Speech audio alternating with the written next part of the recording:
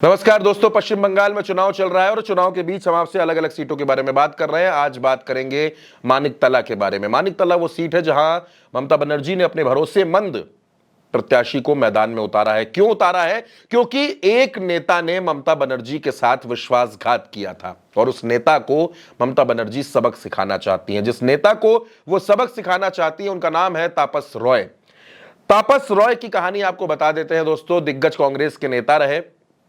ये जब टीएमसी में शामिल हुए तो ममता बनर्जी ने इनको टिकट दिया, विधायक बनाया। ये विधायक बनते हैं बड़ा बाजार से, उसके बाद बारानगर से 3 बार विधायक बनते हैं।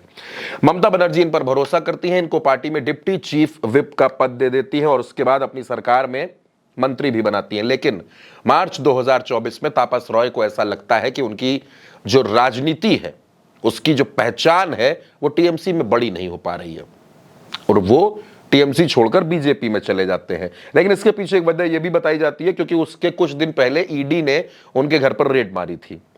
2024 के लोकसभा चुनाव में वो कोलकाता उत्तर से बीजेपी के टिकट पर चुनाव लड़ते हैं, लेकिन टीएमसी से वहां वो चुनाव हार जाते हैं। आज की तारीख में तापस रॉय पश्चिम बंगाल में बीजेपी के प्रदेश उपाध्यक्ष हैं और 2026 के चुनाव में वो मानिकतला से चुनाव लड़ रहे हैं।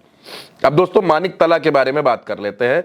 मानिकतला वो सीट है जो साधन पांडे का राजनीतिक गढ़ कहा जाता है। साधन पांडे आज इस दुनिया में नहीं है, लेकिन पश्चिम बंगाल की राजनीति के दिग्गज नेता थे।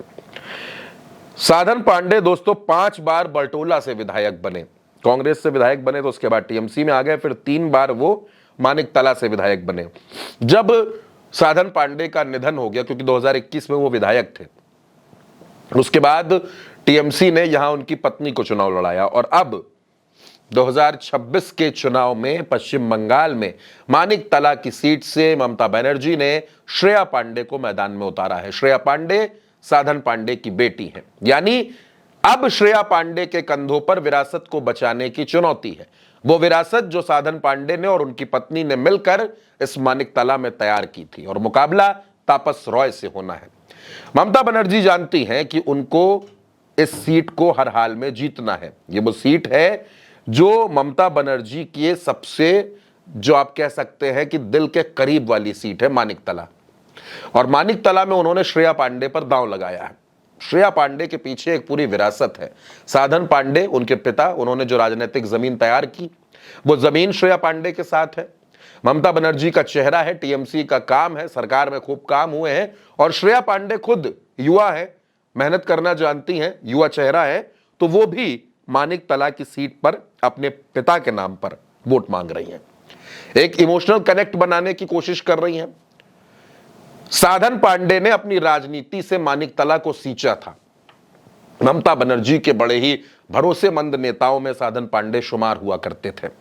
आज वो नहीं है तो ममता बनर्जी ने उनके साथ बना हुआ अपना रिश्ता वैसे ही निभाया, उनकी बेटी को मैदान में उतारा। अब सामने जो है वो ममता बनर्जी का राजनीतिक दुश्मन है, तापस रॉय।